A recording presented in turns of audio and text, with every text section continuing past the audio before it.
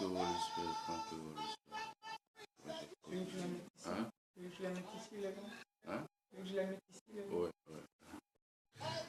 Alors, bonjour, bonjour, bonjour, bonjour, bonjour, bonjour.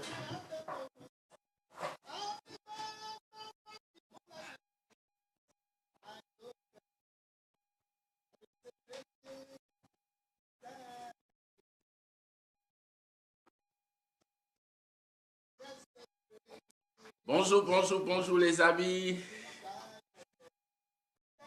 Par contre, je ne vois plus l'heure. C'est bon, c'est là. Hello, good morning everyone. Good morning, good morning. Bonjour, bonjour, bonjour à tous.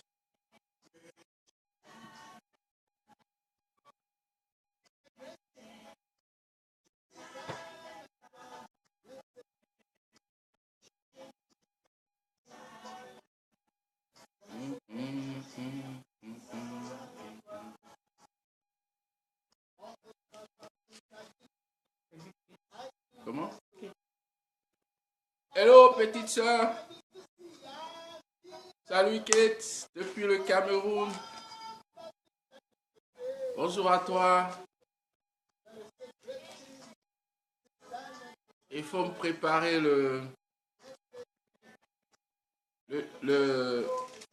c'est moi mon plat préféré là. Nathalie. Hein? Nathalie. Quoi? Nathalie. Bonjour Nathalie. C'est tout? Ah, bonjour Madame la Bishop. Bonjour, bonjour à vous, bonjour à vous. Bonjour à vous. Soyez les bienvenus ce matin. God bless you, everyone. Alors, donc, aidez-moi à partager. Shalom, shalom. Servante de Dieu, la femme de mon bishop. Alors, aidez-moi à partager la vidéo pour que d'autres personnes puissent suivre et soient bénies par ces paroles. Que Dieu vous bénisse. Merci pour votre temps que vous semez dans ce travail. Bonjour Rebecca. Bonjour Rebecca. La femme de Denis Godin. Hein? La femme de Denis Godin. Ah, ok, ok, madame la prophétesse. Sois bénie, sois bénie, sois bénie. Merci, merci. Merci pour ton soutien. Merci pour ton soutien. Alors, partagez la vidéo, s'il vous plaît, pour que d'autres personnes puissent suivre.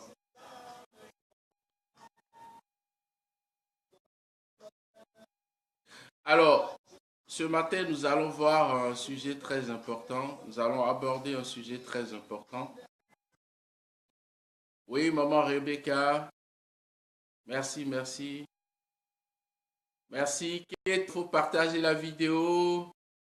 Maman Rebecca, merci de partager la vidéo. Il y a juste le bouton partager en bas, hein, en bas à droite, c'est ça? Voilà, que d'autres personnes puissent suivre ce temps. Je prends le temps d'accueillir encore. Oui, bonjour, bonjour. Bonjour mon bishop. Bonjour mon prophète. Prophète Godin et sa femme. Bonjour à vous. Merci beaucoup.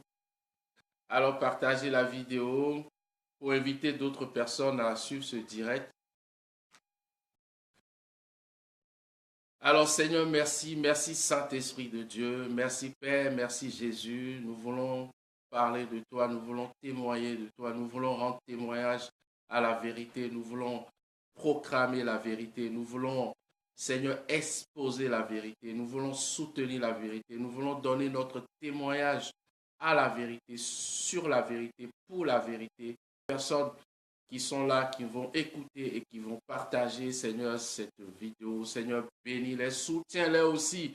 Seigneur Dieu, que leur lampe ne s'éteigne jamais dans le nom de Jésus-Christ de Nazareth et que lorsqu'ils crient, le secours puisse toujours venir dans leur vie, dans le nom de Jésus. Seigneur, tu es fidèle, Seigneur. Nous sommes reconnaissants pour tout ce que tu fais dans nos vies depuis le début de cette année jusqu'à cette heure-ci. Seigneur, nous te rendons grâce. Moi et ma famille, moi et mes enfants, moi et mes amis, Seigneur, nous te célébrons, nous te disons merci. Merci, Seigneur, parce que ce n'était pas un acquis, mais c'est ta grâce, Seigneur Dieu. Nous sommes reconnaissants. Merci, Saint-Esprit de Dieu, au nom de Jésus. Amen. Amen. OK. Alors, donc ce matin, j'ai dit dans mon titre,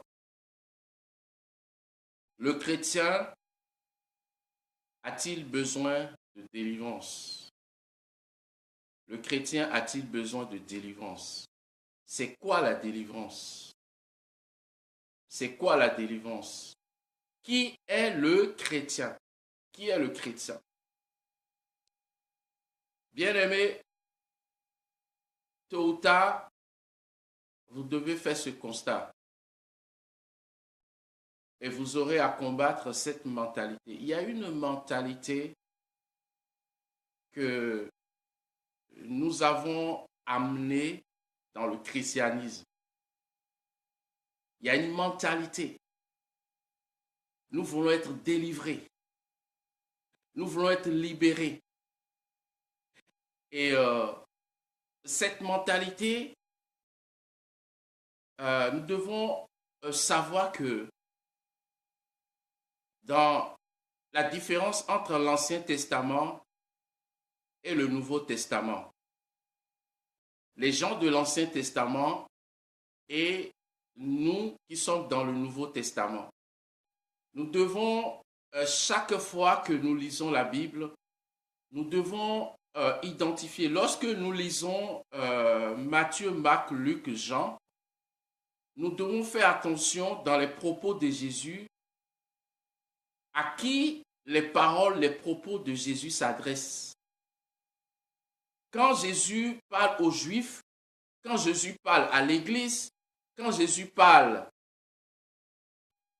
en étant sous l'ancienne alliance, nous devons apprendre à discerner ces propos. Donc, je disais qu'il y a plusieurs mentalités qui sont introduites dans le christianisme. Moïse, par exemple, avait reçu un ministère de délivrance. C'est-à-dire que le peuple d'Israël était en captivité en Israël. Et la mission de Moïse, c'était de sortir le peuple de sous la domination de Pharaon. Et c'est ça la délivrance. Moïse a été envoyé pour délivrer le peuple d'Israël, pour libérer le peuple d'Israël sous la domination de Pharaon. Donc il y a cette mentalité, ce ministère de délivrance qui était celui de Moïse. Ensuite, il y a le ministère de Josué. Le ministère de Josué, c'était d'amener le peuple de Dieu dans son héritage à Canaan. Donc, c'est de conduire, c'est le peuple d'Israël sous le ministère de Josué était en route pour rentrer dans leur héritage. Et donc, bizarrement, il y a cette mentalité qui est dans l'église de Jésus aujourd'hui, qui est que j'ai le ministère de la délivrance. J'ai le ministère de la délivrance. Mais vers qui tu exerces ce ministère-là? Ce ministère de la délivrance, vers qui tu l'exerces? Vers qui tu l'exerces? Donc Josué, sa mission était de conduire le peuple dans son héritage. Donc c'est avec Josué, les enfants d'Israël étaient en route pour rentrer dans la terre promise. Mais lorsqu'on vient dans le Nouveau Testament, qui sommes-nous? Nous, qui sommes-nous? Est-ce que nous sommes au stade d'Israël en Égypte ou nous sommes sous le ministère de Josué qui ceux qui sont en route pour rentrer dans leur promesse, dans la terre promise. Nous devons faire très, très, très attention à ces deux mentalités.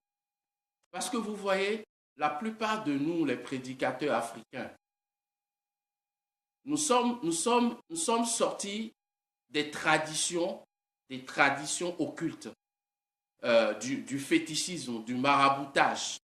Et dans nos pratiques, il y a certaines pratiques où on parle souvent de délivrance. On va délivrer la personne, on va enlever la malédiction, on va enlever l'échec, on va délivrer. Et beaucoup de prédicateurs sont rentrés dans le christianisme avec cette mentalité de délivrer. On va délivrer. Mais qui est le chrétien? Amen. Qui est le chrétien? C'est quoi le christianisme? Quel est notre appel? Quel est notre appel dans le christianisme? Quel est notre appel? Laissez-moi vous donner quelques idées. Le christianisme, c'est la manifestation de la divinité dans un corps humain, dans un esprit humain. Le christianisme, c'est la manifestation de la divinité dans un corps humain. C'est la plénitude de la divinité mise à disposition dans un esprit humain. C'est la vie divine. C'est la vie divine manifestée plutôt dans un esprit humain. Lisons 1 Pierre. Lisons 1 Pierre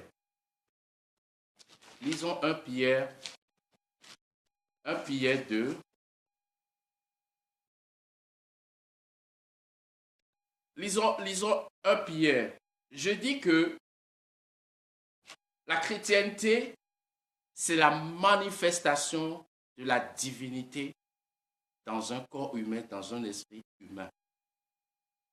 Lisons 1 Pierre 2, verset 9.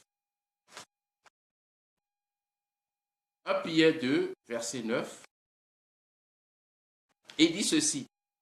Mais vous, au contraire, vous êtes une race élue, un peuple royal, une nation sainte, un peuple acquis, afin que vous annonciez les vertus de celui qui vous a appelé des ténèbres à son admirable lumière. Est-ce que vous entendez ça, frère? Non, mais des fois, nous devons nous cacher quelque part et prendre notre Bible, lire attentivement certains de ces passages, méditer là-dessus, frères et sœurs. Est-ce que vous entendez ce que Paul et ce que Pierre est en train de dire? Il dit, mais vous, au contraire, vous êtes une race élue, un sacerdoce royal, une nation sainte,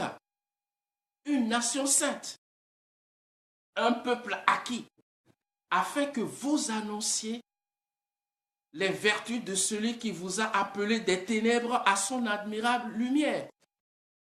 Voyez-vous, il nous a appelés, il nous a sortis des ténèbres pour nous transporter dans le royaume de lumière. Colossiens, lisons Colossiens 1. Mes amis, suivez-moi très très attentivement. Suivez-moi. Soyez patients avec moi. Suivez-moi. Amen. Moi, je ne veux pas prêcher mes expériences. Je ne veux pas prêcher mes échecs. Je ne veux pas conformer ma vie, transformer la parole de Dieu parce qu'il y a des choses que je ne comprends pas. Ce n'est pas parce que je ne comprends pas que je vais dire autre chose que ce qui est déclaré, ce qui est dit dans la parole de Dieu. Amen.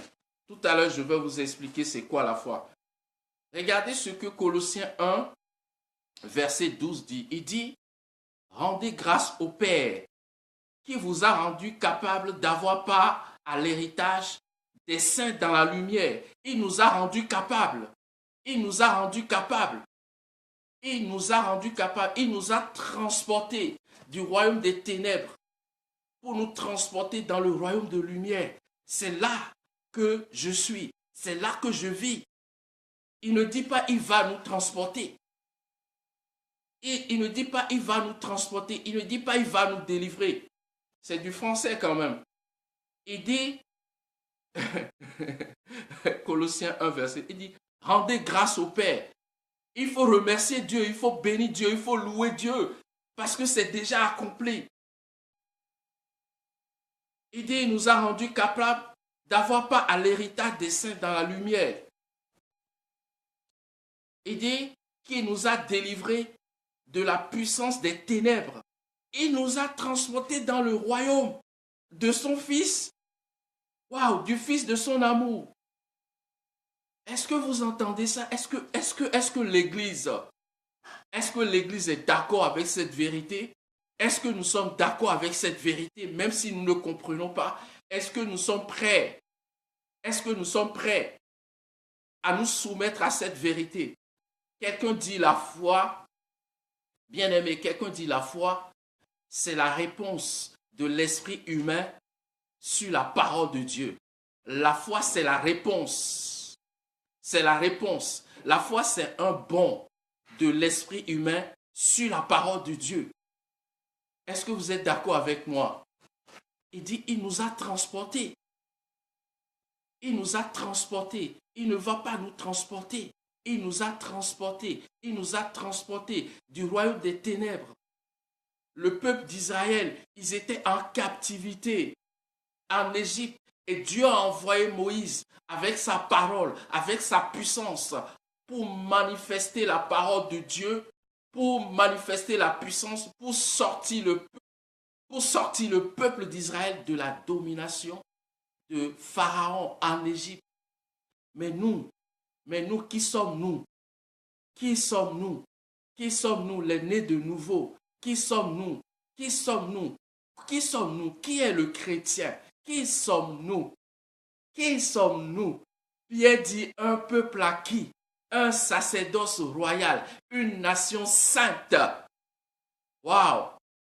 Non, mes amis, nous ne sommes pas d'accord. Quand je vois les propos, quand je vois certaines prédications, quand je vois certains comportements, certaines mentalités, je dis nous n'avons pas fait un bond sur la parole de Dieu.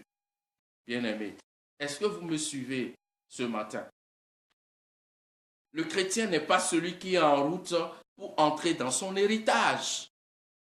Le chrétien n'est pas celui qui est en route pour entrer dans son héritage. Il est né dedans. Il est né dedans. Il est né du bon côté. Il n'est pas celui qui a besoin d'être délivré. Il n'est pas celui qui est en route pour entrer dans son héritage. Il est né dans le royaume. Il est né dedans. Oui, il faut d'abord accepter ça. Il faut accepter cette vérité. Oui, le problème, c'est est-il enfant? Est-il bébé? Est-il mature? Est-il capable pour comprendre ces choses, s'approprier ces choses et les manifester? Ça, c'est une autre dimension. Mais nous sommes nés du bon côté.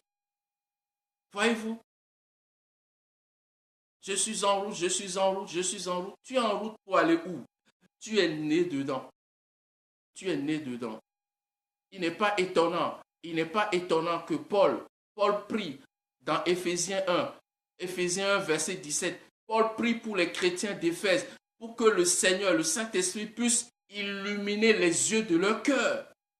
Voyez-vous, lorsque Agar s'est perdue dans le désert avec Ismaël, parce qu'elle détenait l'enfant d'Abraham.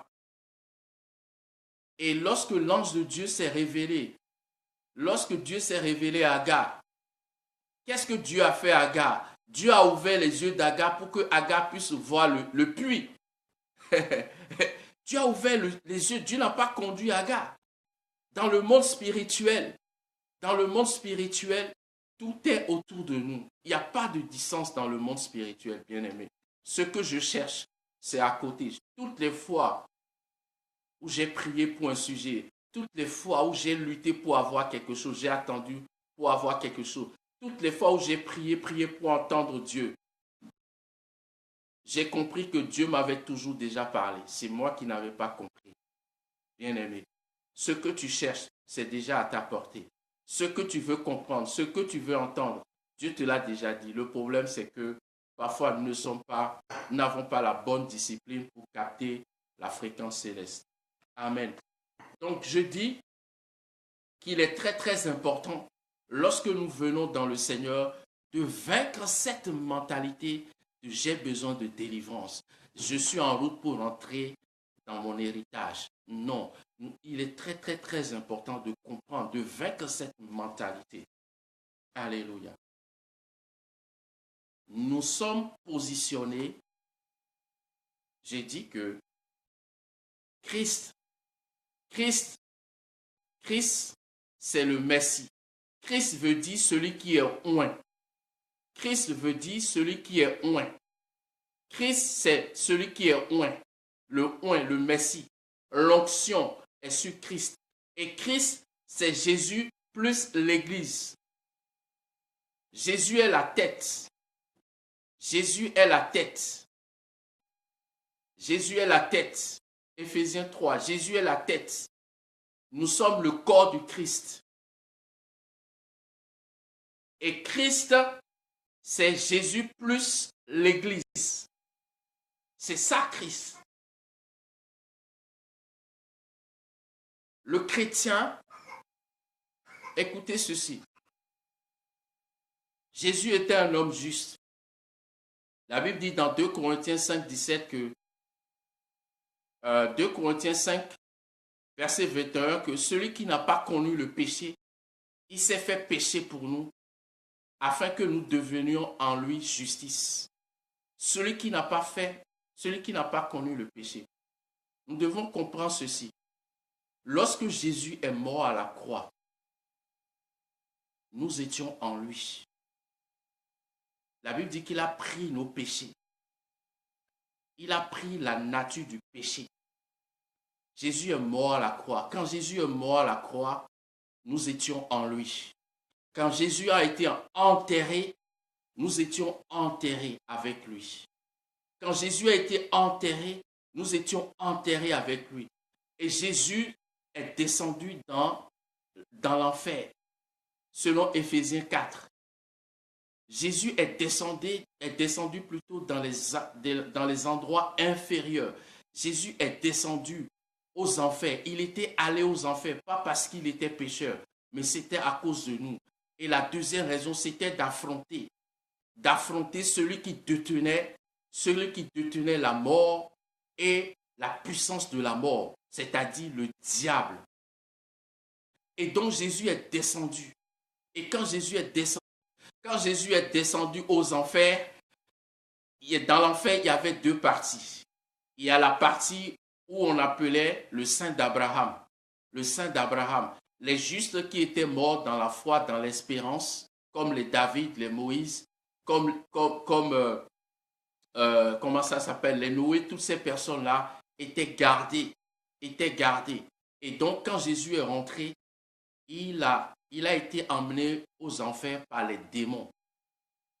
Et, la connexion déconne, mais nous sommes plus que vainqueurs. Donc, Jésus est descendu aux enfers. Et les démons l'ont emmené aux enfers. Et le diable et ses démons, ils étaient en train de l'obliger à s'incliner. Et pendant ce temps, Jésus s'est levé. La Bible dit qu'il les a triomphés. Jésus s'est levé. Il a écrasé le diable. 14 dit, Jésus est allé en enfer à notre place. Jésus est allé en enfer à notre place. Pour deux raisons. Pour délivrer les justes qui étaient morts dans... Voilà. Il y a le Wi-Fi qui m'embête ce matin, mais on va continuer. C'est une vérité importante et capitale, bien aimé. Donc, Jésus était allé en enfer. Hébreux 2, verset 14. Jésus était allé en enfer à notre place. La Bible dit, Hébreux 2, verset 14, il dit, ainsi donc, puisque les enfants participent au sang et à la chair, il y a également participé lui-même afin que par sa mort, il anéantit celui qui a la puissance de la mort, c'est-à-dire le diable. Il dit, waouh, ça c'est des paroles.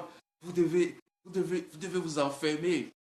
Tout à l'heure, je vais expliquer c'est quoi la délivrance. Hein? C'est ces genres de paroles, ces genres de vérités. Vous aurez dit non, Saint-Esprit, explique-moi ça, explique-moi ça. Je veux comprendre ça. C'est trop beau, c'est trop vrai. Bien aimé. Il dit, puisque les enfants, je vais déplacer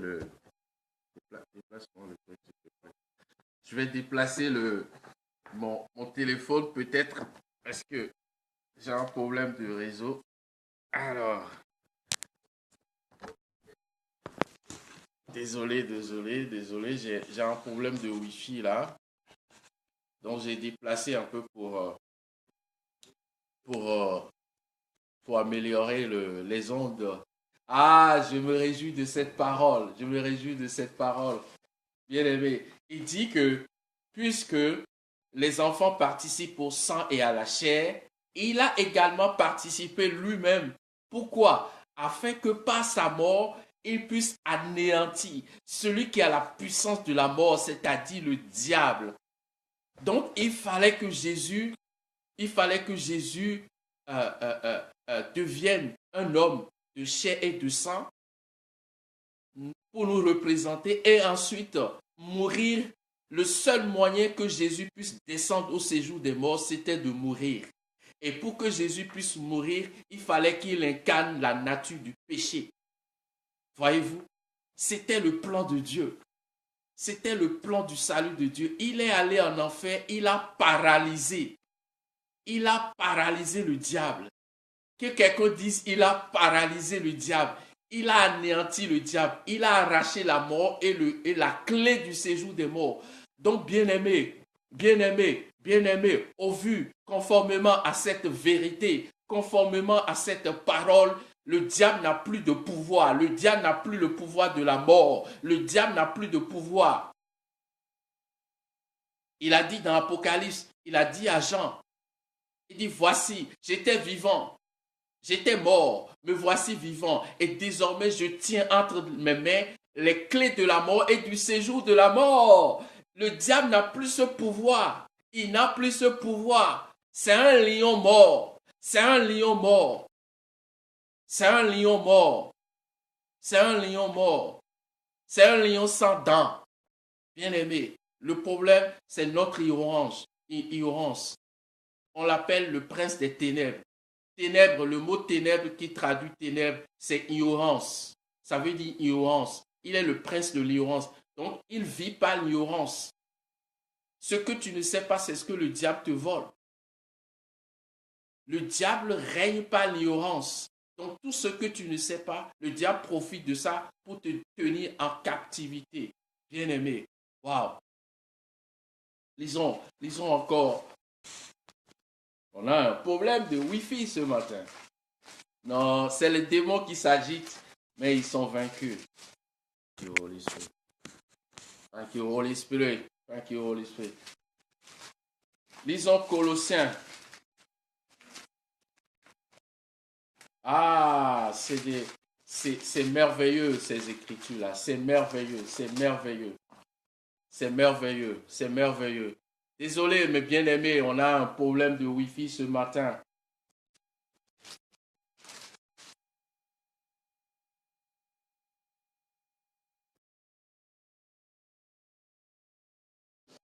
Regardez ce que Colossiens 2 dit.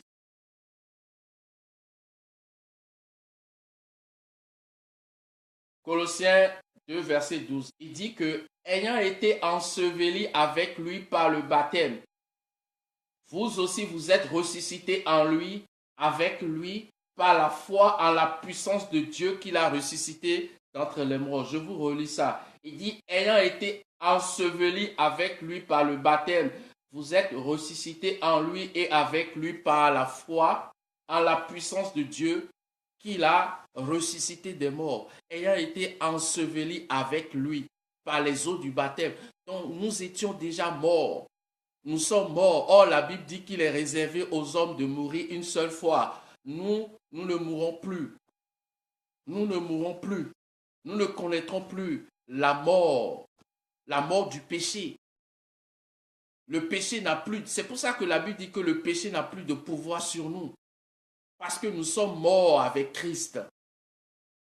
Alléluia. Oh, boy. Ça c'est des messages, c'est des vérités. C'est ça l'évangile. C'est ça la bonne nouvelle. Nous avons été ensevelis avec lui. Bien-aimés. Bien-aimés. C'est ça notre appel. C'est ça notre appel. La Bible dit que celui, 2 Corinthiens 5, 17, celui qui est en Christ, c'est une nouvelle création. Voici les choses anciennes sont passées. Il dit vois les choses de manière nouvelle. Quand Adam a mangé le fruit de l'arbre interdit, qu'est-ce qui s'est passé? Sa vision a été déprogrammée. La première conséquence de Adam, lorsqu'il a désobéi, sa perception des choses a changé. Sa perception des choses a changé. Oh, il dit, celui qui est en Christ est une nouvelle création. Vois, il dit vois, il dit vois. Et voici, il dit de regarder toutes choses d'une manière nouvelle, d'une manière céleste. Il dit vois avec l'œil de Dieu. As-tu le regard de Dieu? As-tu la perception de Dieu face à ce problème, face à cette maladie, face à cette crise? Quelle est ta perception? Est-ce que tu vois comme Dieu? Hein? Est-ce que tu vois comme Dieu? La Bible dit que les pharisiens, les ennemis de Jésus, ils l'ont poussé à Nazareth, dans Luc 4. Ils l'ont poussé sur une montagne parce qu'ils n'étaient pas d'accord avec ses propos.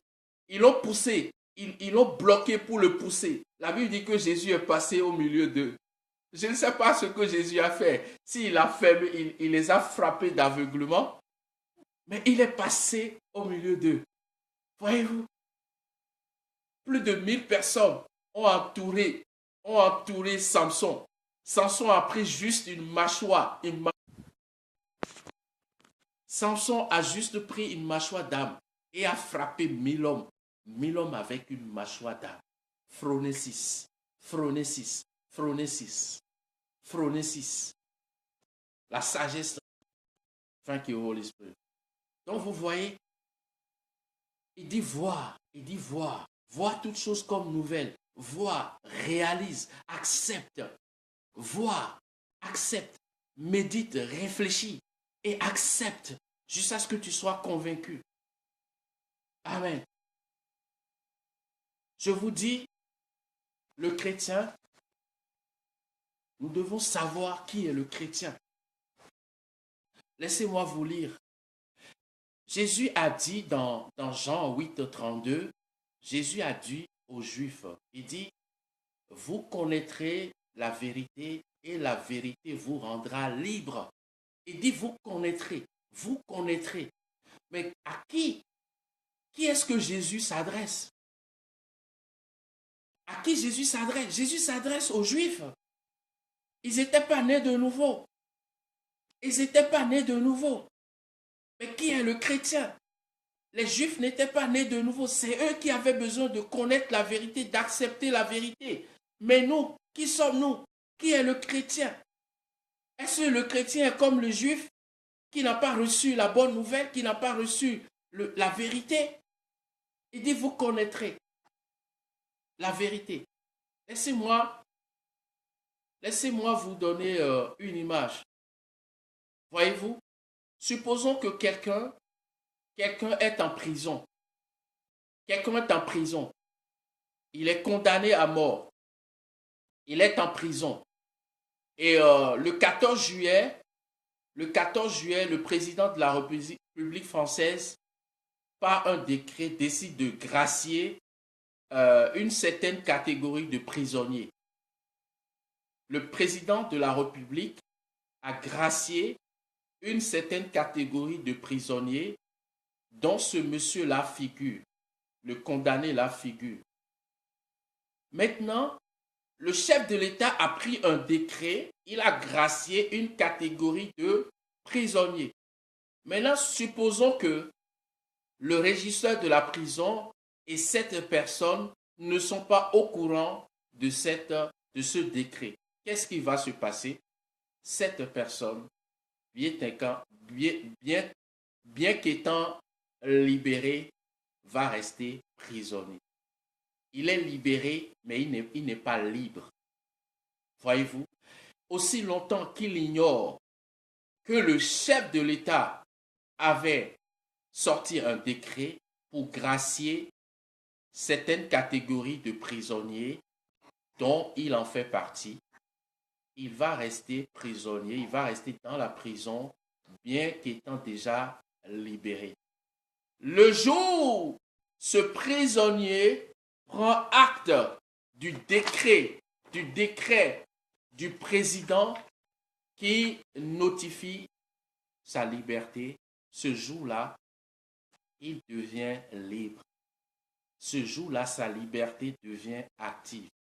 Mais il était déjà libéré. Ce n'est pas ce jour-là qu'il a été libéré. C'est la même chose. C'est la même chose pour le chrétien qui est encore sous l'influence du diable. C'est la même chose. C'est la même chose. Jésus a déjà libéré depuis 2000 ans. Jésus nous a déjà libérés. Jésus a payé le prix et Jésus a dépouillé le diable. Bien-aimés, lisons Luc 4. Lisons Luc 4. Voici Jésus à Nazareth. Voici Jésus à Nazareth. Luc 4. Souvent, nous ne comprenons pas c'est quoi la délivrance. Nous ne connaissons pas le processus de la délivrance. La délivrance, ce n'est pas lorsque tu imposes les mains à quelqu'un et dis sors, sors, vomis, vomis, vomis. Ça, ce n'est pas la délivrance. Ça, ce n'est pas la délivrance. Vomis, sors, vomis, vomis, vomis, vomis du matin au soir. Ça, ce n'est pas la délivrance. C'est pour ça qu'on fait toujours la même chose. La personne vomit aujourd'hui, le démon sort aujourd'hui, la personne revient, on examine, et certains sont devenus spécialistes de délivrance. En anglais, on dit check-up. Certains sont devenus spécialistes. La délivrance, lisons les propos de Jésus. Moi, j'aime dire la vérité. Moi, j'ai fait le choix de prêcher la vérité, la bonne nouvelle. Même si je ne comprends pas, même si je fais quelque chose que je ne réussis pas, ce n'est pas pour ça que je vais changer l'évangile. Ce n'est pas pour ça que je vais modifier la parole de Dieu. Je vais rester ici ce que la Bible dit. Même si je suis pauvre, même si pour l'instant je n'ai pas d'argent, mais si la Bible dit que je suis riche, que je suis béni, je vais continuer à déclarer que je suis béni. Je vais continuer à déclarer que je suis béni. Je ne vais pas regarder mes cinq sens. Je ne vais pas écouter ce que mes yeux voient. Je vais m'attacher à ce que la parole de Dieu dit. La Bible dit dans Ésaïe verset 26, Ésaïe 26, verset 3, il dit celui qui est ferme dans ses résolutions, le Seigneur lui assure la paix. Shalom, shalom. Il dit celui qui est ferme dans ses résolutions, celui qui est ferme sur les vérités qu'il a captées, celui qui est ferme sur ce que Dieu a fait, Dieu a déclaré, le Seigneur lui assure la paix. Shalom, shalom, shalom. Voyez-vous, c'est comme ça que ça marche, bien-aimé. Ce n'est pas non. Parce que tu dis, tu crois, dès que tu sens la pression, tu sens quelque chose dans ton cœur. Ah oui, bon, on m'avait dit que je suis guéri. Ah, mais peut-être que, ah oui, je suis guéri. Mais bon, voilà, je vais quand même aller voir le médecin. Non, tu n'es pas ferme. Tu n'es pas ferme dans tes résolutions. Lisons Luc 4. Voici ce que Jésus dit. Il prend un passage d'Ésaïe 53, je crois. Il dit, L'Esprit du Seigneur est sur moi parce qu'il m'a oint pour annoncer une bonne nouvelle aux pauvres. Il m'a envoyé pour guérir les cœurs brisés, pour proclamer la délivrance et aux aveugles le recouvrement de la vue, pour renvoyer libres les opprimés, pour publier une année de grâce du Seigneur. Ensuite, il a fermé le livre et il a dit aux Juifs, cette partie de l'Écriture que Ésaïe a prophétisée, il dit, cette parole que vous venez d'entendre vient de s'accomplir. Amen. Il a dit pour proclamer aux captifs. Bien-aimés, la délivrance se prêche. C'est la prédication qui libère. Il dit pour proclamer. Il n'a pas dit pour imposer les... La délivrance se prêche. Vous devez enseigner certaines vérités que je suis en train de partager là. Ce sont ces vérités-là qu'on doit enseigner, qu'on doit comprendre. Ce sont ces passages-là, ces faits. Oh, thank you, Holy Spirit. Merci pour la connexion ce matin. Thank you, Holy Spirit. La délivrance se prêche. Il a dit, Luc 4, pour proclamer. Il n'a pas dit pour dire sors. Non, ça, ce n'est pas la délivrance. Ça, c'est exercer l'autorité. Mais ça ne suffit pas pour libérer quelqu'un. C'est pour ça que le démon part. Parfois, on chasse un démon, mais comme la personne ne connaît pas son identité, comme la personne ne sait pas se remplir des vérités, comme la personne ne sait pas comment méditer, comment remplir son esprit. La nature a horreur du vide. C'est la proclamation de la vérité qui libère. Et c'est lorsque vous vous appropriez des vérités messianiques, des faits bibliques, certains faits bibliques, qui est ce que Dieu vous a déjà délivré. Un chrétien n'est pas sous la domination du diable. Un chrétien, c'est le Christ. Il a l'onction de Dieu sur sa vie. Il dit l'onction, on dit l'onction est brisée par le joug, mais c'est pas ça. La version hébreu dit le joug sera brisé à cause de la présence de l'onction. C'est-à-dire que si le joug vient, il ne peut pas s'attacher à la personne parce qu'il y a l'onction. C'est ça la traduction de l'hébreu. Ce n'est pas que l'onction va briser le joug. Non. Le joug est brisé à cause de la présence de l'onction. C'est-à-dire que si le joug essaie de briser l'onction, le oint, il ne peut pas à cause de l'onction. C'est ça. Oh boy. Bien-aimé, le fait de méditer, de s'approprier sur ce genre de vérité, c'est ça qui vous rend libre. C'est ça qui vous rend fort. C'est ça qui vous permet d'être dans la position de plus que vainqueur. Le mot proclamer, j'ai vérifié pour vous. Le mot proclamer, il y a deux mots en grec. Il y a deux mots en grec. Il y a apodeleikum, koumi. Apodeleikum, koumi. Apodeikoumi. Apodeikoumi. Je ne suis pas grec. Apodeikoumi. Qui veut dire quoi? Qui veut dire prouver, faire, rendre témoignage, se proclamer. Ça, c'est la première définition. Il dit prouver, faire, rendre témoignage, se proclamer.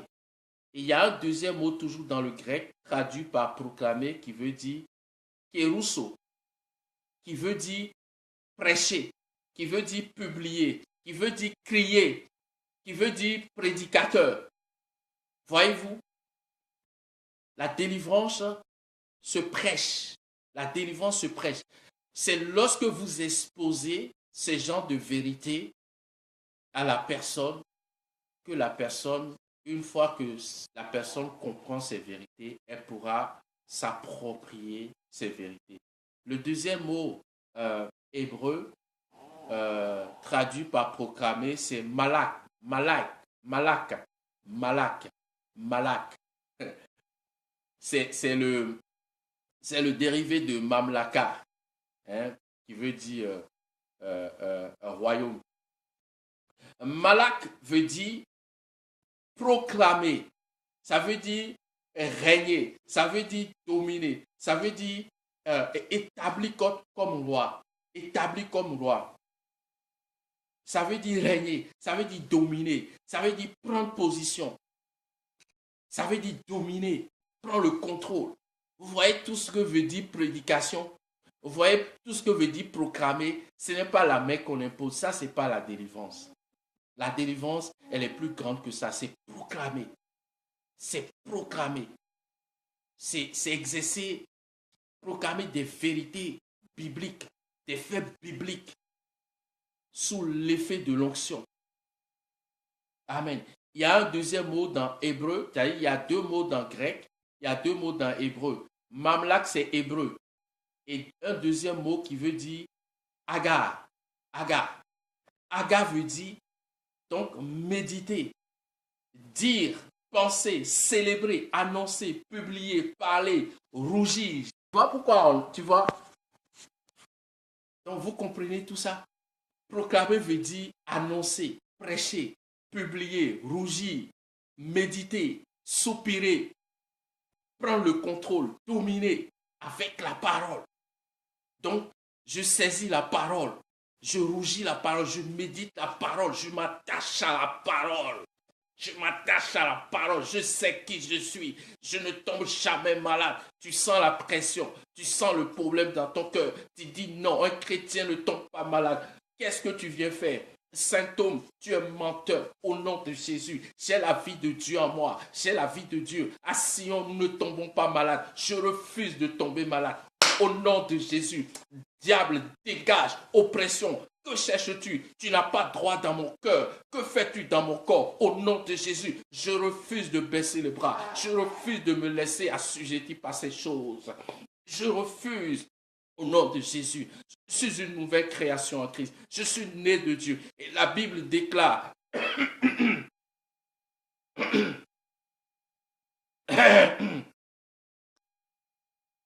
la Bible déclare que tout ce qui est né pardon. La Bible déclare que tout ce qui est né de Dieu triomphe du monde. Tout ce qui est né, alors je triomphe du monde, je triomphe d'eux dans le nom de Jésus. J'ai la vie de Dieu en moi, la vie surnaturelle de Dieu en moi. Je ne tombe pas malade, je refuse de tomber malade, je n'ai pas peur, je refuse d'avoir peur. Mon Rédempteur vivant, celui qui est en moi est plus grand que celui qui est dans le monde. Au nom de Jésus, je suis plus que vainqueur. Bien-aimé, quand tu fais ça, les démons sont à 1000 km. Quand tu fais ça, le diable s'en va. Il dit non, non, non, celui-là, il sait qui il est. Celui-là, je ne peux pas le truander. Je ne peux pas l'amandouer. Je ne peux pas le séduire. Quand tu fais ça, parce que tu as pris le temps de t'approprier, tu as pris le temps avec l'aide du Saint-Esprit de comprendre les choses que je suis en train de partager ce matin. Tu as fait tes recherches, tu as médité dessus. Tu as pris un Pierre, tu as pris 1 Pierre 2, verset 9. Tu as dit, Saint-Esprit, explique-moi ça. Explique-moi ça. Si je suis un sacerdoce royal, si je suis une nation sainte, mais pourquoi je mène cette vie? Mais comment je vais faire pour que ce que tu as déjà fait s'établisse dans ma vie? Comment cette liberté que tu m'as déjà donnée, comment me l'approprier? Alléluia. Il dit, il faut méditer. Il faut célébrer la parole.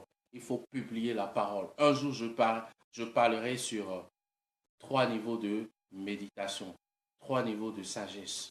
Bien aimé, il y a une dimension où, lorsqu'on capte une vérité, on se met à célébrer, à proclamer, à dire cette parole, à confesser sa parole, à danser avec cette vérité. C'est pour ça quand j'écoute un message, c'est pour ça quand j'écoute un homme de Dieu prêcher, Je suis toujours en train de prier en langue. Lorsque mon esprit attrape, mon intelligence attrape une vérité, je sais que cette vérité dépasse mon entendement humain. Cette vérité dépasse mes cinq sens. Alors qu'est-ce que je fais? Je commence à prier en langue. Quand tu pries en langue, le Saint-Esprit, il prend cette vérité et l'installe dans ton esprit. Il prend cette vérité pour t'expliquer encore. Et ça rentre dans ton esprit. Et lorsque ça rentre dans ton esprit, personne ne peut plus l'ôter. C'est ça le but de la prière quand on écoute un message, quand un homme de Dieu prêche, quand tu entends certaines vérités. Tu dois prier en langue, tu dois prier, tu dois confesser cette parole, tu dois te le répéter, tu dois te le prêcher. Ouais, jusqu'à ce que ça rentre dans ton esprit. Une fois que ça rentre dans ton esprit, maintenant, ça va dominer dans ton corps, dans ton système nerveux. Lisons ceci dans Romains 8. C'est impressionnant. Hein? Voilà. Je termine par ce point. Oh boy, j'aime la parole de Dieu. Ah, non. Je refuse d'être pauvre. Je refuse d'être malade. Je refuse d'avoir peur du diable. Je n'ai pas peur de la mort. Hébreu 2 dit, il a paralysé la mort. Le diable n'a plus le contrôle sur ta vie. La mort n'a pas de contrôle sur ta vie. La mort n'a pas de contrôle sur ta maison. Dis-le, déclare-le. La mort n'a pas de pouvoir. Aucun sorcier ne peut te tuer. Aucun sorcier. Je suis né de Dieu. Je suis déjà mort avec Christ. Ma vie est cachée en Christ. C'est là-bas que nous sommes. Quelqu'un a dit, les chrétiens sont au premier, deuxième ciel. Moi, je suis au troisième ciel. Selon Éphésiens 1, selon Colossiens 1, 12. Je suis transporté. Mon esprit est en Christ. Si tu veux me tuer, va tuer Christ. Et si tu veux tuer Christ, va tuer d'abord Dieu. Quelle sorcellerie! Quelle sorcellerie! Un chrétien tout le temps peur de sorcier. Oh non, mais démissionnons. Démissionnons. Je n'ai pas peur de Satan. Je n'ai pas peur de Satan. Je n'ai pas peur de Satan. Il y a une vie glorieuse qui nous attend. Que ce soit dans cette vie ou la vie d'après. Je n'ai pas peur de Satan.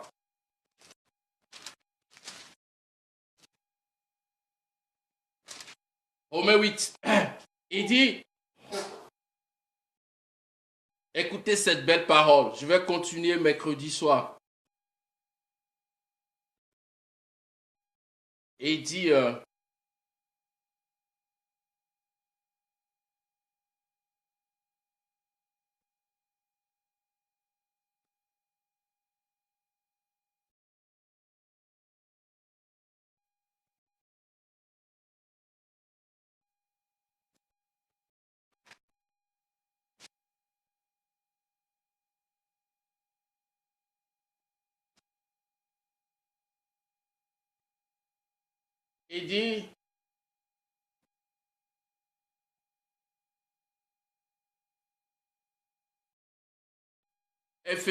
Romains 8, verset 11, il dit ceci.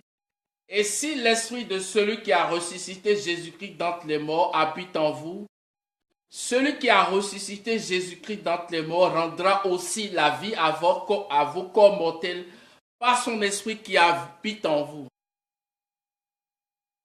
Il dit, si celui qui a ressuscité Jésus-Christ d'entre les morts, si l'esprit de celui qui a ressuscité Jésus-Christ d'entre les morts habite en vous, le même esprit rendra.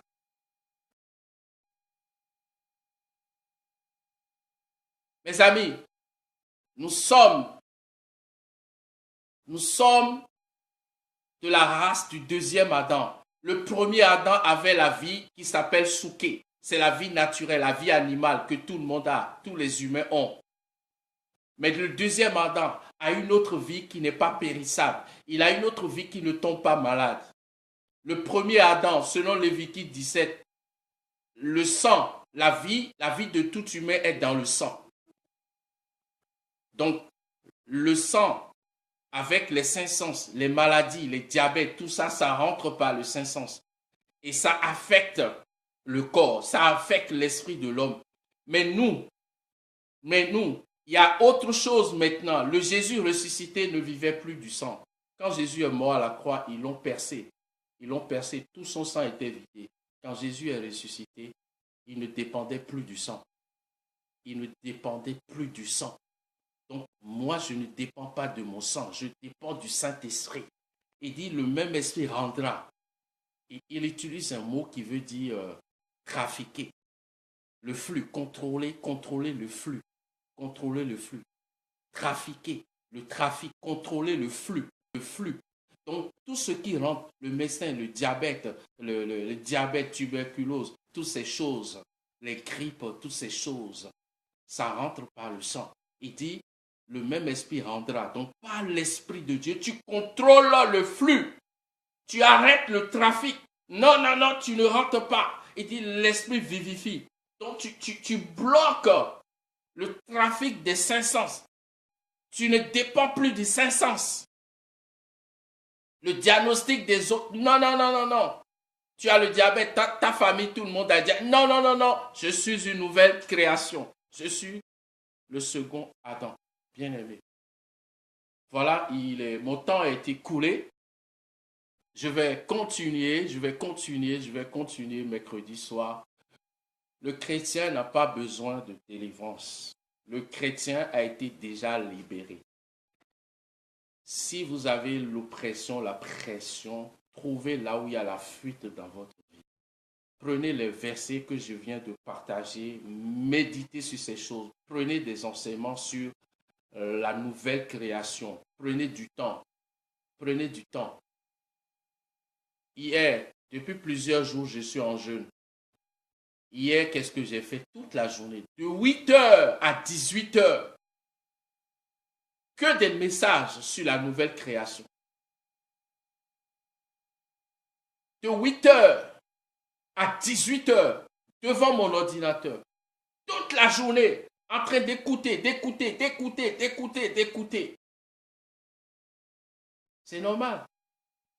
Si tu es faible, si tu ne comprends pas encore, si tu n'as pas encore d'emprise sur ton âme, la parole de Dieu n'habite pas encore dans ta vie, dans toute sa richesse. Merci Tata Elise. Bonjour. Bonjour Tata Elise. Donc, mercredi soir, je vais donner encore quelques points qui nous permettent de savoir qui est le chrétien. Il y a certains faits. Il y a des choses qui ne sont plus des promesses. Il y a des choses que Jésus a déjà réalisées pour nous. Et c'est à nous de comprendre et de nous approprier ces choses-là. La foi, c'est la réponse de l'esprit humain sur la parole de Dieu. Amen. Soyez bénis. Merci de partager cette vidéo. Tata Elise, aide-moi à partager cette vidéo. Aidez-moi à partager cette vidéo. Vraiment que Dieu vous bénisse. Mercredi soir, si certaines personnes veulent, je vais prier pour elles. Je vais prier pour vous. Je vais prier pour vous. Donc, merci Meira Ferro de Beka. Merci mon frère. Merci pour toutes les personnes qui sont présentes, qui nous ont soutenus. Partagez la vidéo. Je vous donne rendez-vous par la grâce de Dieu mercredi soir pour continuer la suite de ce thème. Voyez-vous, nous avons une vie glorieuse en Christ. Nous avons une vie glorieuse. Le chrétien, ce n'est pas celui qui est en route pour son héritage. Le chrétien, ce n'est pas celui qui est encore sous Pharaon. Si vous êtes encore oppressé, toutes ces choses-là, ce que vous avez besoin, c'est de découvrir ce que Dieu a fait pour vous, de méditer sur ces choses. Méditer sur ces choses. Réécoutez ma vidéo, j'ai expliqué c'est quoi proclamer. C'est quoi proclamer? Un des mots veut dire ag. Ag, qui veut dire rougir, méditer. Amen. Que Dieu vous bénisse. Bon Dieu bénisse vous. Merci beaucoup. Que Dieu vous bénisse. Merci. J'ai encore quelques... Non, il est l'heure. Merci pour vos commentaires. Merci de rajouter vos commentaires et de partager cette vérité. Je vous donne rendez-vous à mercredi soir par la grâce de Dieu et samedi matin pour continuer dans notre école. Que Dieu vous bénisse. Merci beaucoup. Surtout, ne vous fâchez pas. Si vous ne comprenez pas les paroles que j'ai dites, prenez le temps de les rechercher, de méditer, de fouiller. Amen. Que Dieu vous bénisse. À bientôt.